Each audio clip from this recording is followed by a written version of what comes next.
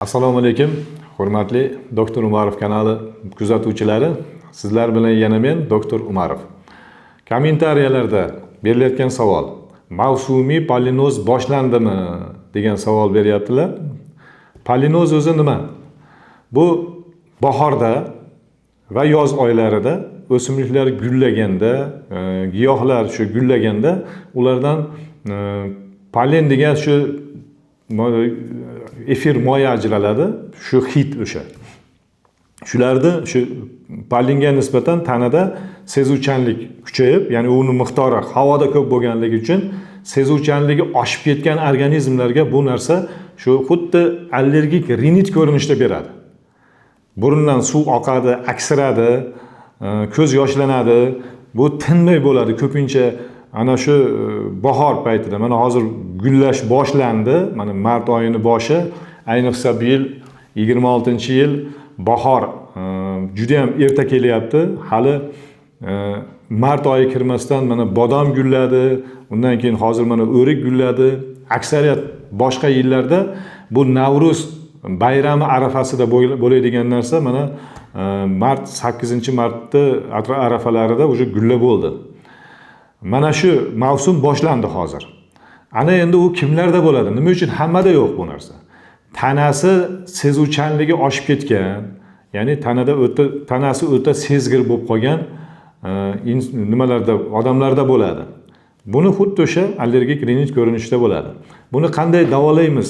Bu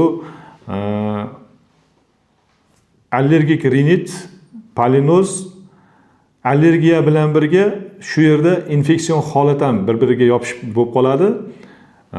Albatta bunga biz limfatrof uslubda ukol qilamiz, chunki davo mukammal bo'lishi shart. Bu birinchisi. Ikkinchisi, o'sha tanani allergenga nisbatan sezuvchanligini pasaytiruvchi tabiiy tozalanish uslubini beramiz. Endi allergik polinoz bu keyingi etaplarda allergik faringitga o'tishi mumkin, allergik traxeit, laringitga o'tishi mumkin.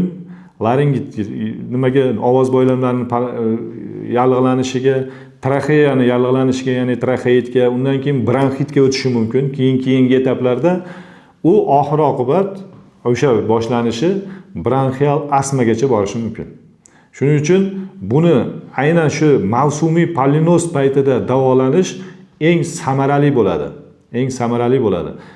Ibn Sino bobomiz aytganlaridek, kasallik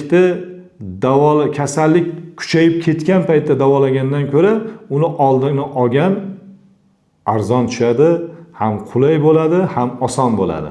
Shuning uchun vaqtida murojaatingizni qiling, davoni oling.